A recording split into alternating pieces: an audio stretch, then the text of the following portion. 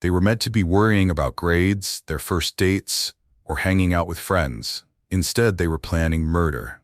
Teenagers who turned into killers. In classrooms, bedrooms, quiet suburban homes, and dark, lonely streets, they carried out acts of violence so brutal, so shocking, that even seasoned detectives were left asking, how could someone so young become so dangerous? Tonight, we're pulling back the curtain on 15 of the most dangerous teens locked away for life. From Christopher Plaskon, who turned a school hallway into a crime scene, to Aiden Fucci, whose shocking Snapchat confession left investigators speechless. These 15 teens committed murders so brutal. These are not just crimes, they're chilling glimpses into the darkest corners of the teenage mind. And some of these killers were younger than 15.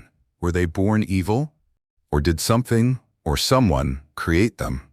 Stay with me, because each story tonight is darker than the last. Viewer discretion is strongly advised. These cases are graphic, disturbing, and may not be suitable for all audiences. If you're fascinated by true crime and the psychology behind the unimaginable, subscribe now to Mindframe True Crimes, where we go beyond headlines every week to uncover the truths others fear to tell. And to my returning viewers and loyal subscribers, thank you for keeping your mind in the frame. You're the reason we can keep shining light into the darkest places. So buckle up, because this is the story of the most dangerous teens in prison, serving life for murder, and some of their crimes might haunt your dreams. Case 1. Christopher Plaskon. It began like any other spring morning at Milford's Jonathan Law High School. The fluorescent lights hummed overhead, lockers clanged, and students shuffled down the crisp, echoing halls. But for Christopher Plaskon, 16, this morning would become a turning point, a plunge into darkness. Christopher had long been struggling beneath the surface, a maze of depression, mood swings, and self-harm behaviors. Court filings would later suggest he heard voices, a fractured psyche unraveling in whispers no one else could hear. To his classmates, he was quiet, withdrawn, but inside, something was brewing, and at the heart of it was Marin Sanchez. Beautiful, bright, the junior class president and National Honor Society member, she smiled in the halls, posted prom dress selfies, and planned to go with a new date. But she had once rejected Christopher's prom invitation. It was that rejection, the lawyers say, that triggered an unthinkable spiral, but maybe it was deeper, colder, darker. On April 25, 2014, a day pulsing with prom excitement, the school felt electric. Then around 7:15 a.m., in a quiet hallway before classes began, everything changed. Witnesses would recall seeing Christopher trailing Marin. She turned a corner. He followed. No one expected violence, until screams tore through the corridor. Panic erupted.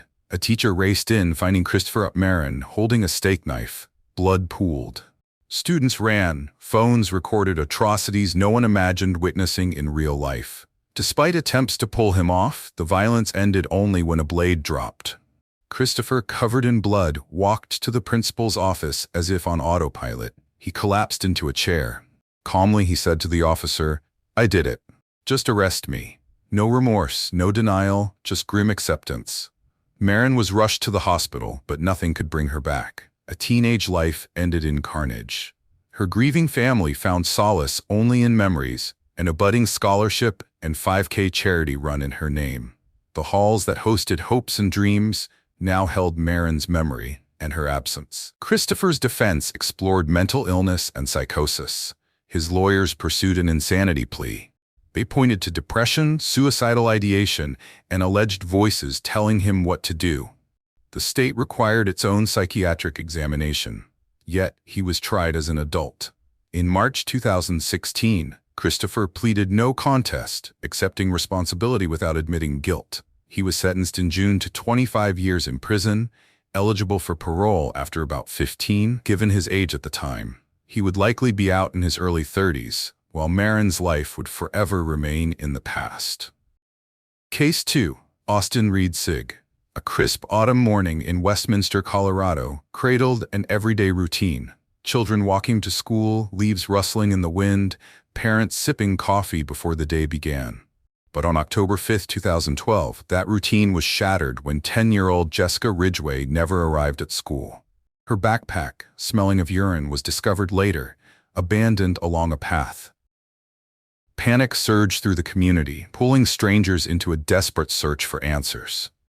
5 days later, tragedy struck in the form of a torso found in a park, its victim horrifyingly dismembered and sealed in black trash bags. The piece was unmistakable, a chilling message that someone had planned this atrocity. Fear rippled through Westminster. This wasn't a random crime. This was calculated. Detectives grew increasingly uneasy as they uncovered the details. This was no opportunistic predator. A jogger near Kettner Lake had escaped an attempted abduction on May 28, 2012. Chemical rag, zip ties, and cold intent, clearly the work of the same assailant. The community held its breath, trembling at the thought that the monster might still be among them. Then came the shocking truth. The suspect was Reed Sig, a 17-year-old community college student studying mortuary science. A face that could have belonged to any quiet kid in the crowd, marked only by pale eyes that hinted at hidden depths. Court documents painted a disturbing portrait: Icon addiction, older than his teenage struggles, to violent pornography that escalated into dismemberment fantasies, bondage, and torture. He began at 12, driven deeper into darkness, unnoticed by those around him. The morning of October 23rd, Sig cracked. His mother found him shaking, pale, burdened by secrets too heavy to bear. She dialed 911. What followed was a confession, delivered with eerie composure. Sig admitted the motel of his mind, stepping closer to the abyss. He led police to the crawl space under their home, where Jessica's remains lay hidden, supportive evidence of his guilt. Evidence mounted. DNA evidence linking him to the jogger's attack and Jessica's remains. Items meticulously cleaned, black garbage bags matching those found on site. In court, Sig entered a guilty plea to 15 counts, including first-degree murder and sexual exploitation of a child, shattering any final illusions of his innocence. Sentencing followed swiftly. With capital punishment ruled out due to his age, the judge handed down life imprisonment with parole eligibility only after 40 years, and another 86 years tacked on, ensuring he would never roam free. He's now held in an undisclosed facility, out of reach and out of mind for the public, but forever locked inside a dark cell reflective of his fractured psyche. Case 3. Nickalas Kedrowitz. In the quiet town of Osgood, Indiana, the line between innocence and horror blurred forever in the spring of 2017. 13-year-old Nickalas Kedrowitz was a boy many described as picture-perfect, an eager brother who sang to his sisters, helped with chores, and showed a seemingly gentle nature. But beneath that surface hid a darkness no one saw coming. On May 1, 2017, tragedy struck. Young Desiree McCartney, just under 2 years old, lay unresponsive in the bathtub after Nickalas, left in charge, suffocated her with a towel. Her mother's frantic 911 call echoed through the house. Though Des was rushed to Cincinnati Children's Hospital, she passed away days later. Grief plunged the family into chaos, but the nightmare was far from over. 81 days later, the same horror repeated. 11-month-old Nathaniel Ritz, Nickalas's infant stepbrother, was found lifeless, smothered with a blanket in their home. Once again, it was Nickalas who had been watching over him. Each heartbreaking loss unfolded within the same walls, less than 100 days apart. Investigators pieced together a chilling narrative. This was no accident, no tragic miscalculation. It was by design. Even more disturbing, Nickalas reportedly told detectives he was freeing his siblings from some sort of hell, gesturing to a darkness he believed they suffered. Authorities later revealed that, before the deaths of his brothers, he had killed a kitten and even asked to see the kitten's brains splatter, a grotesque indication of escalating violence. In the span of a few months, a boy beloved as a caring sibling had turned into something terrifyingly sinister. Competency hearings became a battleground. His defense argued he was mentally unwell and a juvenile case was appropriate. Prosecutors insisted that the gravity of the crimes demanded adult court. Ultimately, the judge sided with the state. Nickalas was deemed competent to stand trial and was transferred to adult jurisdiction, shocking many who believed a 13-year-old belonged in juvenile detention. In August 2021, the jury delivered a verdict that stunned the courtroom, guilty on 2 counts of murder. The deliberation took only 6 hours. By February 2022, Nickalas, now 17, was sentenced in Ripley County to consecutive 50-year terms, 100 years total, ensuring he will die behind bars. Case 4. Kyle Anger. On a crisp October evening in 2017, what began as reckless teenage bravado escalated into a chilling tragedy on Michigan's I-75. 5 teens had gathered atop an overpass outside Flint, hauling rocks in a flatbed truck. Their game? A depraved dare: toss massive stones at passing cars and scream dinger if they landed. The adrenaline rush outweighed any consequence until one rock hit, forever shattering a life. That rock, 6 pounds of jagged stone, burrowed through the windshield of a van driven by 32-year-old Kenneth White. Passengers watched in horror as the rock struck White in the face, then chest. He died instantly from massive blunt trauma, his life ending in an inhuman instant sparked by a thoughtless game gone wrong. Leading the group was 18-year-old Kyle Anger.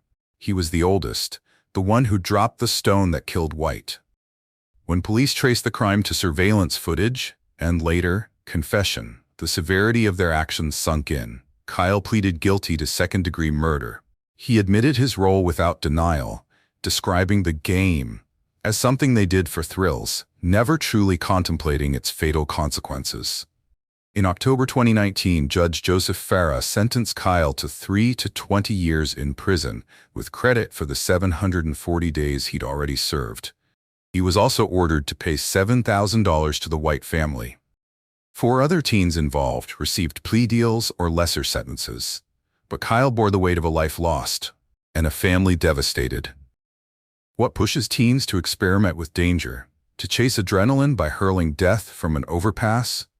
For these Michigan boys, the thrill overrode empathy, an illusion of invincibility fueled by group dynamics and juvenile recklessness. Kyle's calm recounting in court, his lack of genuine remorse, suggests he still grapples with understanding the human cost of his actions.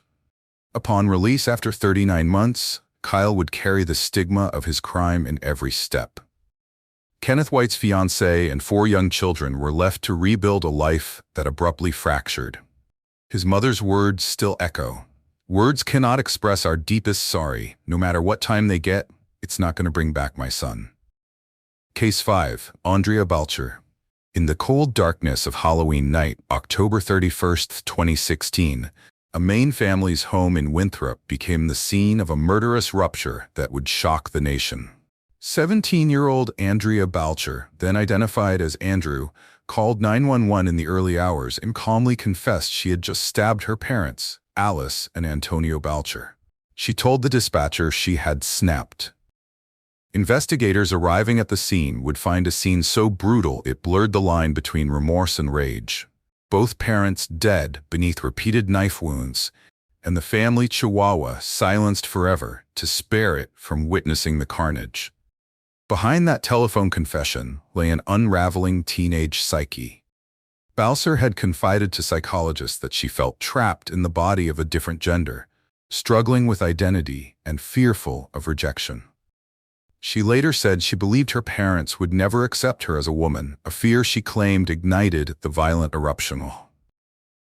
Yet family members fiercely denied that narrative. Andrea's brother described it as a flimsy excuse, while her uncle called it an insult to the LGBTQ community, affirming the parents' acceptance. The prosecutor argued that this was neither a cry for help nor an accident. It was a calculated descent into violence. The stabbing was methodical.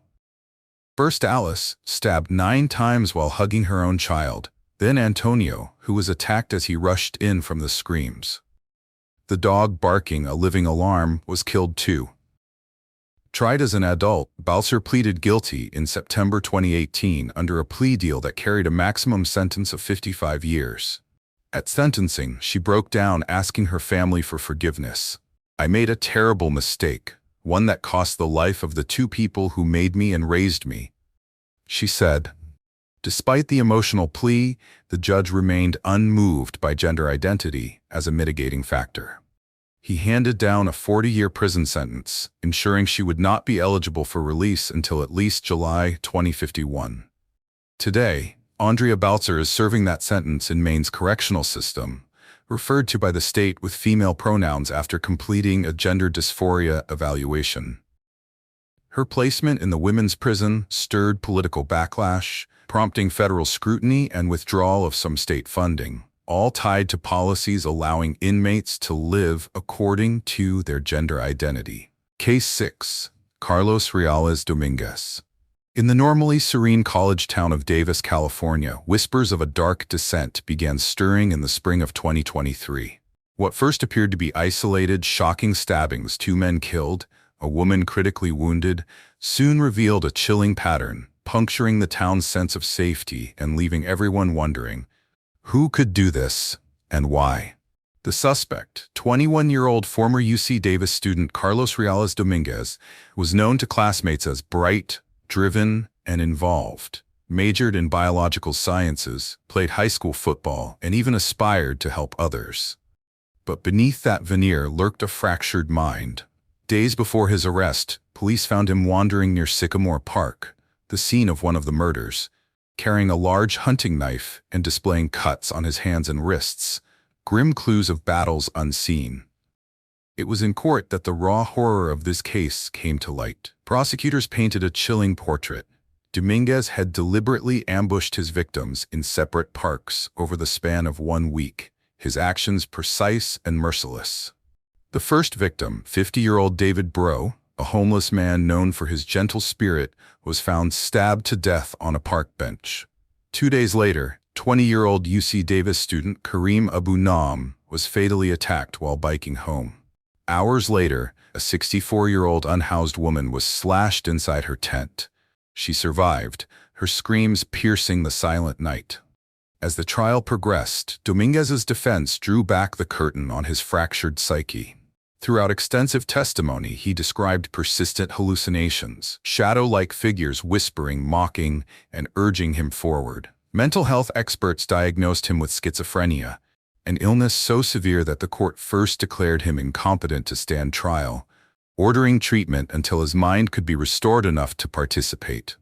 In June 2025, after a tense, emotional trial, the jury reached a stunning decision: not guilty on first-degree murder and deadlocked on second-degree counts, triggering a mistrial. For many, the verdict plunged the case into deeper disquiet. How can someone admit to these brutal acts yet claim not to remember them? How does a mind descend so far into psychosis that violence becomes indistinguishable from reality? The mistrial leaves a community on edge. Families of victims still crave closure, while experts argue over whether justice can ever truly be served in cases tainted by mental illness. Dominguez remains in custody, awaiting retrial on unresolved charges. And in Davis, parks once bustling with students and joggers now feel heavy with the possibility of unseen threats. Case 7. John Katehis. In the shadowed corridors of Brooklyn in March 2009, 16-year-old John Kateas appeared like any other teen, unassuming, withdrawn, a lone figure navigating adolescence. But behind that quiet exterior lay a dangerous volatility few could have predicted. George Weber, a 47-year-old freelance ABC News radio reporter, answered a Craigslist ad that evening. Drawn by promises of rough encounters, he invited Katehis into his Carroll Gardens apartment. Surveillance later revealed Weber never locked his door, never imagining the horror inside. Once inside, the night took a chilling turn. Katehis recounted to authorities that Weber produced a knife. According to him, panic seized hold. The 2 men struggled until the blade plunged repeatedly.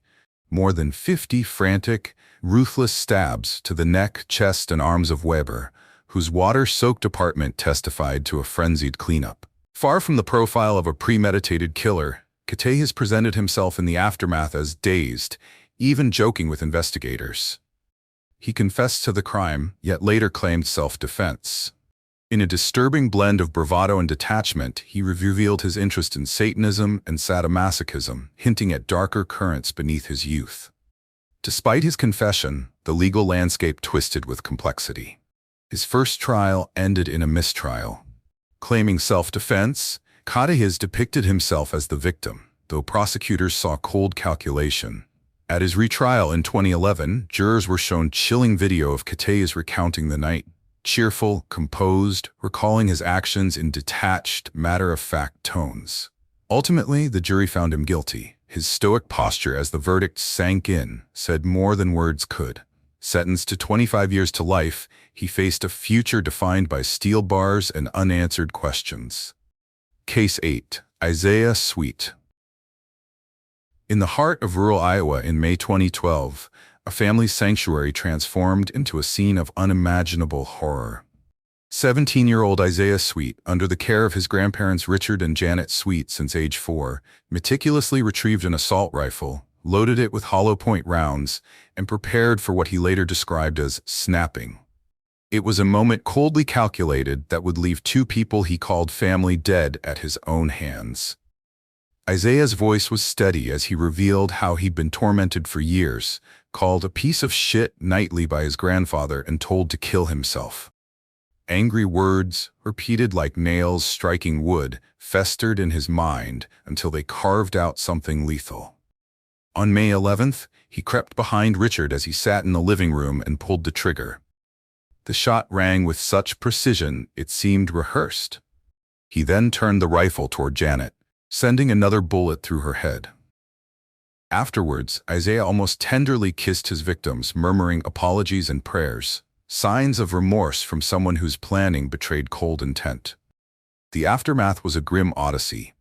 Isaiah didn't run. He didn't flee. Instead, he helped himself to family belongings, drove away, and was later found partying, smoking, even attending a birthday. His detachment built a disturbing portrait of a boy who could switch between horror and ordinary life with chilling ease. Arrested 3 days later, he gave a detailed confession, recounting the emotional abuse and years of internal torment that led to the shootings. Still, his actions were not impulsive. Isaiah chose hollow-point ammunition for maximum damage while claiming he didn't want his grandparents to suffer, an eerie blend of empathy and brutality. At trial, prosecutors exposed decades of dysfunction: childhood sexual abuse, ADHD, conduct disorder, bipolar tendencies, substance use, suicide attempts, and a profoundly broken home. Family counseling and juvenile services had failed to stop him. Isaiah pled guilty to 2 counts of first-degree murder and was sentenced to life without parole, later vacated by the Iowa Supreme Court as unconstitutional for juveniles, then resentenced to life with parole eligibility. Case 9. Michael Gavin Campbell. In October 2019, the quiet streets of Sturgis, South Dakota, were jolted by a shocking twist. The murder victim was not a stranger, but a young Wyoming teenager, Shayna Rithaler, who'd vanished from a coffee shop days earlier. Her name had spread like wildfire. She was planning to run away and live with someone she met online. That someone was 17-year-old Michael Gavin Campbell. As the investigation closed in, a chilling reality emerged. A teenage connection changed everything. Shayna and Michael had met on a social network, bonding over dreams of escape and shared disappointments. For Shayna, it was hope. For Michael, it was an invitation into darker territory. On October 3rd, Shayna was reported missing in Moorcroft, Wyoming. 4 days later, her lifeless body was discovered in Michael's basement. Prosecutors later showed that Michael had driven across state lines, picked up Shayna, and brought her back to his home in Sturgis. What was meant to be a new start spiraled into violence. During an argument, Michael grabbed a gun. One shot to the head ended Shayna's life in an instant. It wasn't murder premeditated from the start, but in that basement, hope and betrayal collided in a fatal crescendo. He initially pleaded not guilty and claimed insanity, but the mounting evidence, Sharina's body, the gun, the confession, pulled the case into sharp focus. By May 2020, Michael changed course, entering a guilty plea to first-degree manslaughter under a plea agreement that spared him from a murder conviction. The deal brought a crushing penalty, up to 55 years behind bars, and restitution to Shayna's grieving family.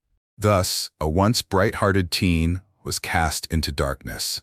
In what circles should have been romance turned nightmare, online trust dissolved into fatal violence. Michael's choice, to shoot a girl who had believed in his promise of escape, became a brutal lesson on the perilous line between teenage longing and tragedy. What makes this case so haunting is the tragedy of two teenagers drawn together by fantasy.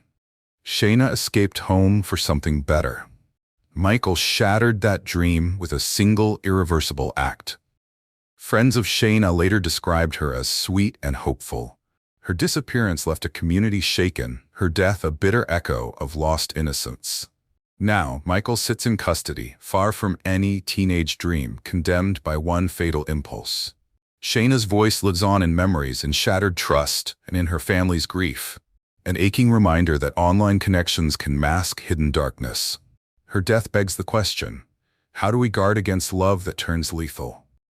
Case 10, Romaine Williams-Reid. In the lively streets of Hackney, East London, on the evening of May 1st, 2019, 15-year-old aspiring musician Tashawn aired, and a friend paused at Somerford Gardens, unaware of how fast joy could turn to terror. As the sun set, the teens were spooked by another group, walks not through collaboration, but confrontation. It was here that violence erupted, and among those lurking in the park was 18-year-old Romaine Williams-Reid, whose presence that night would reshape lives forever. Romaine's role started with surveillance. He watched Tashawn's movements, surveilling the group as if in wait for permission to strike. Then came the chase. Tashawn and his friends fled, misunderstanding, fear, confusion. But running offers no sanctuary when assailants are armed and determined. The group gave chase. Tashawn was stabbed 9 times, once in the lung, and collapsed face down on the pavement. His assailants fled, Romaine riding away on a bicycle, abandoning bloody clothes and camaraderie alike. Yet the violence was not indiscriminate. Another teen, aged 16, was also injured in the same attack, left bleeding and shaken, seeking aid in a nearby shop. The defense offered excuses. They claimed they only wanted to scare and humiliate a member of a rival gang. But in the Old Bailey, prosecutors painted a far darker picture. This was targeted, planned, and brutal. The attackers showed no mercy toward a defenseless boy who was merely enjoying a park, his life full of hope and creative promise. In December 2019, the jury reached verdicts that shook Hackney. The 15-year-old principal stabber was convicted of murder. The other 2, including Romaine, were convicted of manslaughter and grievous bodily harm, respectively. Sentences followed in early 2020. One teen received life in custody with a minimum of 17 years. The other, Romaine, was sentenced to 12 years for manslaughter with an additional 2.5 years for wounding, though these ran concurrently. Tashawn was no gang member. His family emphasized he was a loving, caring boy, whose smile, laughter, and passion for music offered promise beyond the park that evening. His loss left a void that no sentence could restore. Case 11. Remy Cordova. In the quiet rush hour of February 20, 2021, a minor traffic collision on Denver's Colfax Avenue spiraled into a scene of unspeakable violence. 14-year-old Remy Cordova, riding as a passenger in a car with an older friend, stepped from the vehicle at a red light. What unfolded next can only be described as chaos unleashed. Cordova pulled an AR-15 rifle from the back seat, then opened fire at Pamela Cabrialis, an unsuspecting 32-year-old real estate agent just coming home from work. As bullets shattered her windshield, panic gripped the cars behind her. In that instant, life as they knew it on that stretch of highway was forever shattered. Pamela, beloved by her young son and remembered as a hardworking, joyful mother, was struck and rushed to hospital. She succumbed to her injuries days later, leaving her family devastated by the brutal and senseless loss of life. The driver behind Pamela's vehicle was also targeted but survived, his life forever marked by that terrifying moment.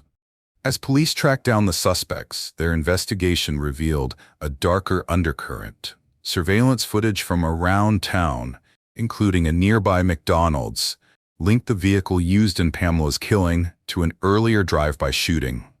Cordova and his 18-year-old accomplice, Neshawn Johnson, were located and arrested after a brief chase that ended in a crash.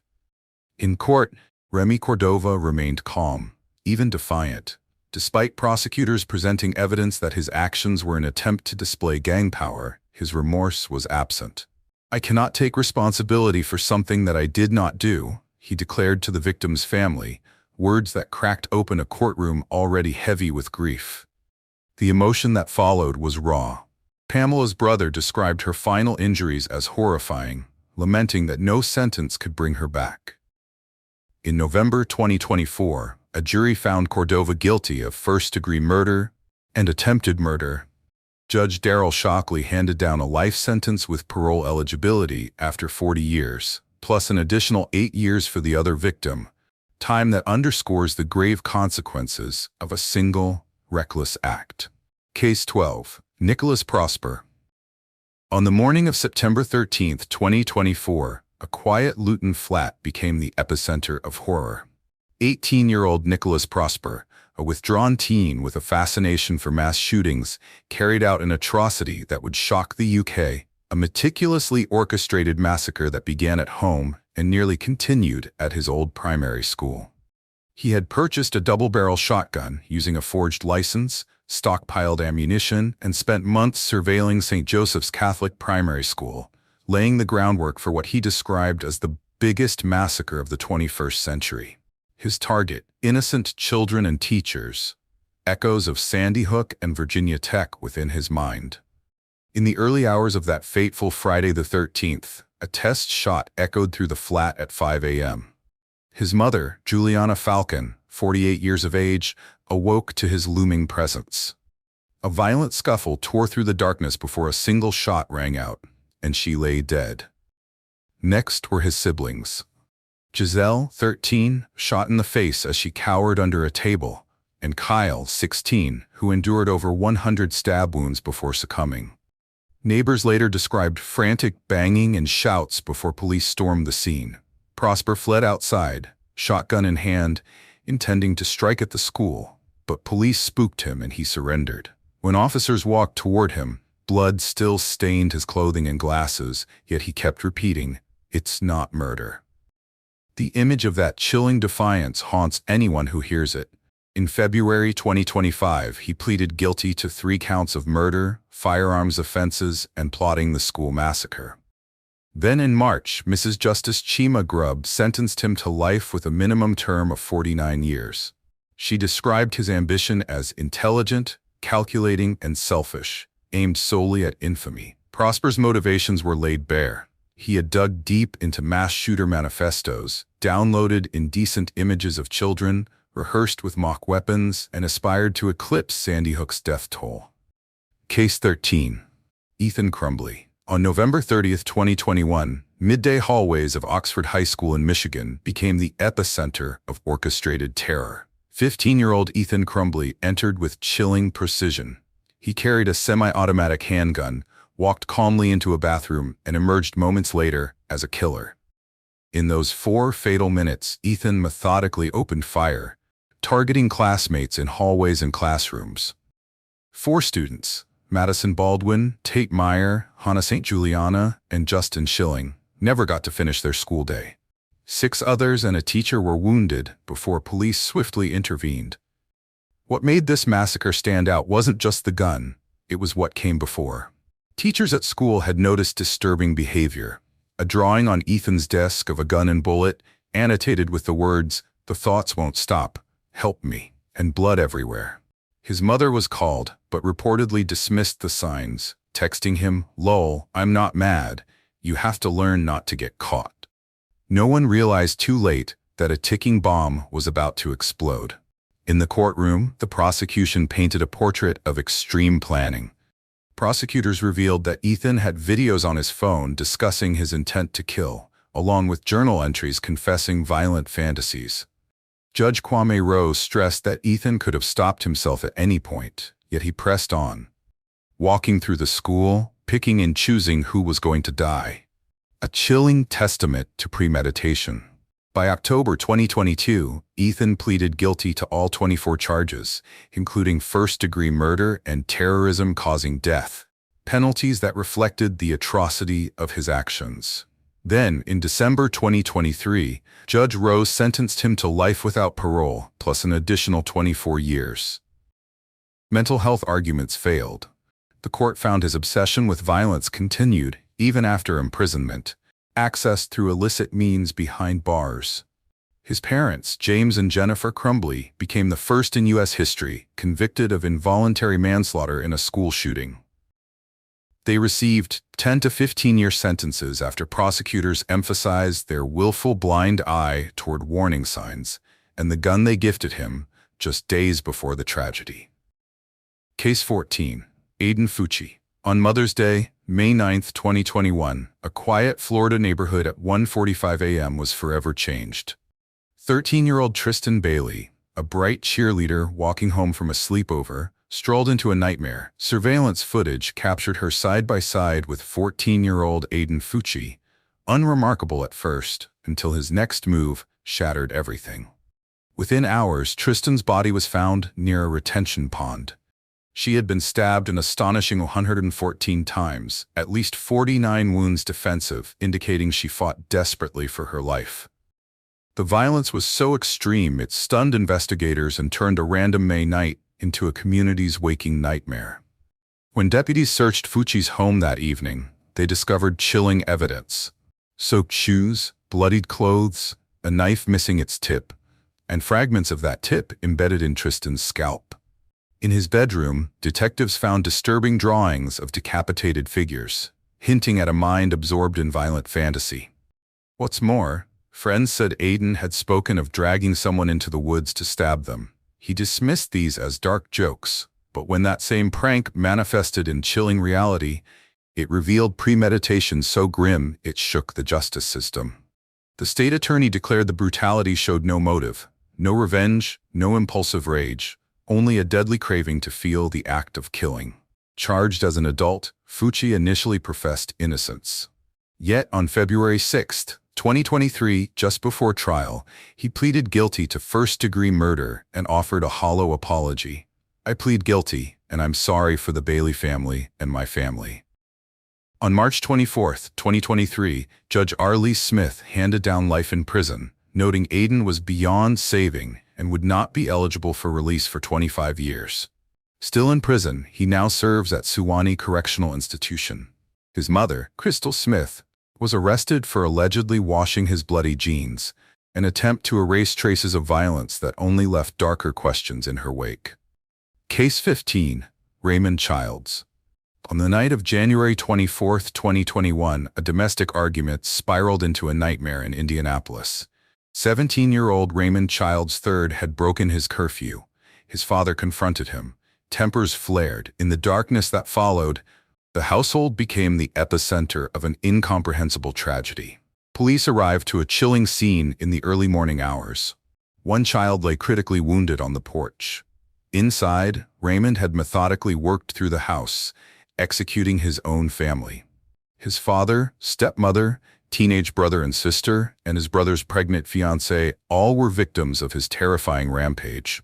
The youngest sibling, aged 15, somehow survived despite severe gunshot wounds. The family's promise of harmony had been shattered in the span of moments. What led to this catastrophe? Court records revealed that Raymond returned home past curfew, setting off a volatile chain reaction. He retrieved 2 9mm handguns and carried out his deadly mission with frightening calm, room after room. There was no remorse in his actions, only a disturbing certainty. His trial, first attempted in July 2024, ended in mistrial amid courtroom chaos. But in October, a jury found him guilty of 6 counts of murder, attempted murder, and illegal handgun possession after just 5 days of proceedings. Prosecutor Ryan Mears called the crime unfathomable, highlighting how fate turned on a simple family disagreement that launched into a meticulously executed mass murder. On March 10, 2025, the court handed down a sentence reflecting the enormity of his crimes. 6 consecutive life sentences plus time for attempted murder, a total of 360 years without parole. Raymond Childs III, once a teenager with a future, now faces a future erased. 15 teenagers, 15 stories of darkness, obsession, and violence, from hallways soaked in blood to secret diaries plotting massacres, to families shattered by blades, guns, and secrets. These aren't just true crime stories, they're warnings about the monsters who sometimes wear the face of a child. We've looked deep into the minds of killers barely old enough to drive, killers whose hands wrote love notes one day and wielded weapons the next. And even now, one question remains. Were they born monsters, or did someone or something turn them into killers? The answers may chill you, because sometimes the scariest monsters aren't hiding under your bed, they're sitting next to you in class. If these stories made you think twice, if they gripped you, shocked you, or left you craving to know what lies beneath the surface, hit that subscribe button now and join the Mindframe True Crimes family. Every week we dive deeper into the hidden corridors of the human mind, unraveling the truths behind the headlines and the secrets even courtrooms can't fully reveal. And to all my loyal subscribers and returning viewers, thank you for keeping your mind in the frame. You're the reason we can keep shining a light into the world's darkest corners. Stay safe, stay vigilant, and remember, the mind is the most dangerous place of all. This is Mindframe True Crimes. Until next time.